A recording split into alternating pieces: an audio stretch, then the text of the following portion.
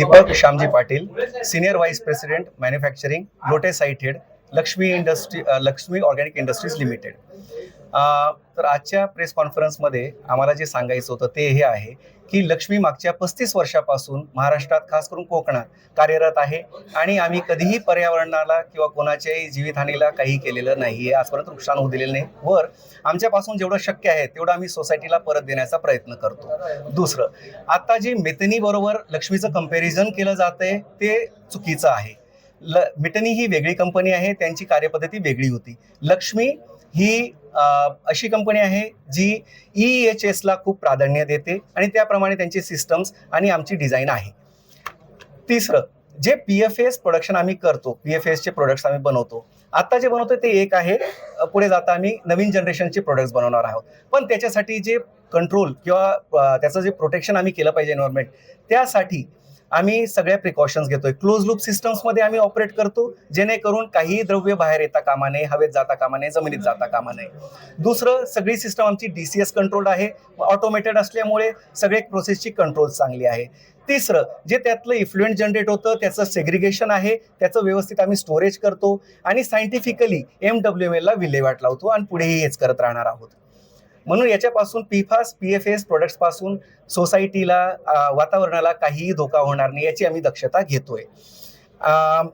हे झालं control measures. आणि तर यापुढेही आम्ही EHS वर लक्ष देतच सगळं प्रोडक्शन करत राहणार आहोत. आणि जे पुढची आता जे प्रोडक्शन आहे, जे ट्रायल प्रोडक्शन आम्ही केलेले आहेत, तर आता याचा उपयोग आम्ही या टेक्नॉलॉजीला समजून घेऊन जे पुढे आपल्या भारत देशाला सुद्धा डिफेन्ससाठी आहे आणि सेमीकंडक्टर इंडस्ट्रीसाठी आहे आणि जे इलेक्ट्रिकल ट्रान्समिशनसाठी जे एन्व्हायरमेंटली सेफ अल्टरनेटिव्ह पाहिजेत, त्याचं डेव्हलपमेंट आम्ही करणार आहोत आणि ह्या टेक्नॉलॉजीचा वापर करून भारताला आत्मनिर्भर बनवण्याचा प्रयत्न करणार आहोत. सर, जिल्हाभरातनं मोर्चा आयोजन केलेला आहे. तुम्ही जो मगाशी म्हटलात की 10 गावांमध्ये आम्ही जे काय तुमचं कार्य असेल ते चालू आहे, तर त्या संदर्भात 10 गावांनी सुद्धा प्रत्येक ग्रामपंचायतीने त्याला विरोध केलेला आहे, मोर्चामध्ये सहभागी होणार. या संदर्भात काय पहिली भूमिका आमची, जसं आम्हाला हे कळलं की सगळीकडे जी बातमी पसरते ती चुकीची आहे, त्यानंतर आम्ही सगळ्या आमच्या आजूबाजूचे जे ग्रामपंचायत आहेत त्यांना आम्ही लेटर्स दिले आणि जे साधारण क्वेश्चन आन्सर्स असतील त्यांची उत्तरं कशी असतील, काय प्रश्न येत आहेत लोकांच्या मनात, त्यांची उत्तरं दिले. तिसरं, त्यांना आम्ही इन्व्हाइट केलं साईटवर, येऊन तुम्ही बघा, तुम्ही स्वतः समजून घ्या आम्ही काय करतोय काय नाही. ठीक आहे. त्यानंतर मी स्वतः गावागावात गेलोय, तिथे ग्रामसभेत सुद्धा अटेंड केले, त्यांचे जे प्रश्न होते त्यांना उत्तर दिले. त्याच्यावर मला हे समजलंय की जे गावकरी ज्यांना मी भेटलोय, ज्या बॉडीजला भेटलोय, इलेक्टेड बॉडीजला, राईट, त्यांच्यामधून तो संभ्रम हळूहळू कमी होतोय किंवा त्यांची जी अंडरस्टँडिंग आहे PFAS बद्दलची ती आता चांगल्या रीतीने त्यांना कळलंय की PFAS काय आहे, त्याचे उपयोग काय आहेत. खरंच ते जसं विष म्हटलं जातंय तसं नसतं, ते ऍक्च्युली उपयोगी आहे आणि ते आपण आजही घराघरांमध्ये वापरतोय. PFAS कंपाऊंड्स, नॉनस्टिक कुकवेअर्स वगैरे आहेत त्याप्रमाणे. महाराष्ट्र शासनाने एक कमिटी नेमणार होती असं सांगितलं होतं पालकमंत्र्यांनी, आणि त्याची चौकशी तुमच्याकडे करणार होती. नक्की कंपनी चाललंय काय?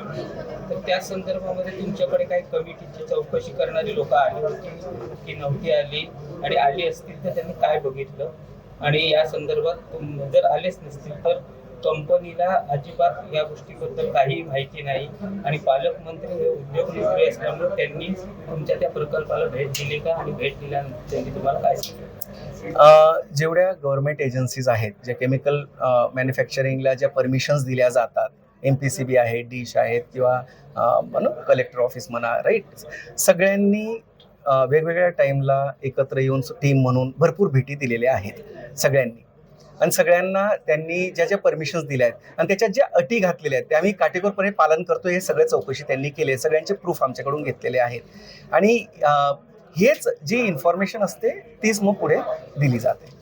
तर भेटी झालेल्या आहेत आणि आम्ही सगळं काही काटेकोरपणे पालन करतोय, हे क्लिअर आहे.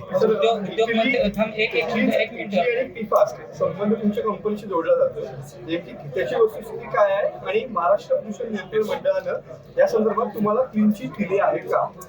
आता बघा, क्लीन चिट म्हणजे असं जे असतं, MPCB तुम्हाला काय देतं, जर तुम्ही चुकले आहात तर तुम्हाला शो कॉज देणार, क्लोजर देणार. ते असतं की तुम्ही कुठेतरी काही चुकलात, तर तसं काही नाही. आम्ही सगळं काही डॉक्युमेंट्स लाईव्ह ठेवलेले आहेत. सगळे प्रश्नांची उत्तरं दिलेली आहेत. सगळ्यांची प्रूफ आमच्याकडे आहेत.